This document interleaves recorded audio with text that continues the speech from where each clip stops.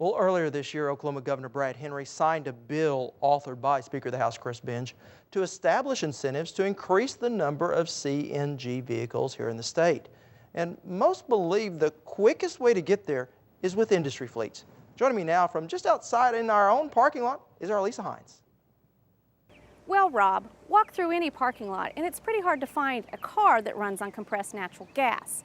But there's a new incentive in town that's helping green up Oklahoma, and it's giving businesses a reason to convert their company cars to CNG. When gasoline hit $4 a gallon, Speaker of the House Chris Benge decided it was time for a change.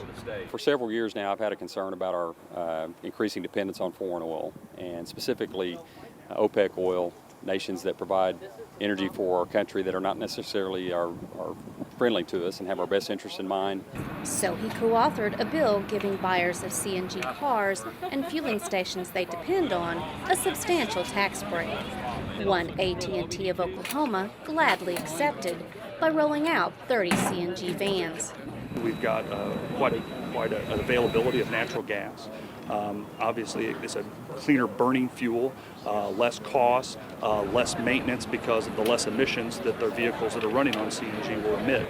So there's a good corporate reason, not only from a cost perspective, but also from a corporate sustainability perspective. Good for the environment and good for Oklahoma. This puts us out front in encouraging the use of alternative energies. Ronn Cupp is with the state chamber and says compressed natural gas will be good for business. We have a vast amount of natural gas in Oklahoma, and we have a number of companies that produce it. So I think it's going to create jobs by creating incentives for companies, particularly with fleets like AT&T and others. I think you're going to see that as a boost to economic development. The Tulsa Chamber's Don Walker agrees. So from a Chamber of Commerce standpoint, from a business person in Tulsa, I think it is certainly a win-win for Tulsa and for Oklahoma. Yet for all of this to work, it's going to take more fueling stations with CNG, something Speaker Benge says the state is promoting with incentives. We have a goal of doubling the publicly accessible fueling stations over the next 5 years. And we're trying to do that through a couple of ways. One, in a private sector carrot, if you will, or an incentive for companies that wish to be able to put a fueling station in place that would also be accessible to the public. A kind of if you build it, they will come attitude. One AT&T is buying into. That is a big impact on the announcements and the investment that we'll ultimately make.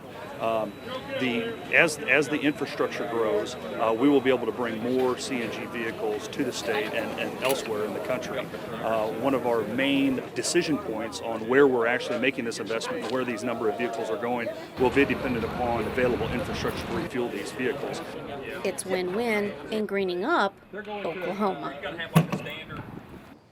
Now, the tax credit available for putting in a CNG fueling station is about 75% of the cost, and they've also extended the credit for purchasing a CNG vehicle.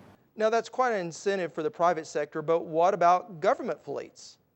Well, there's already programs in place that cities, schools, and counties can use to be able to put in their own CNG fueling station. And what Speaker Benge is hoping will happen is that these stations will become available for public use, and hopefully maybe encourage the public to go out and buy a CNG vehicle. Thank you, Lisa. Now, we do have more about the future of compressed natural gas on our website. There we have the full interview with T. Boone Pickens, as well as a feature on an Oklahoma company that makes CNG pumps for the international market. Simply head to okhorizon.com and click on Value Added.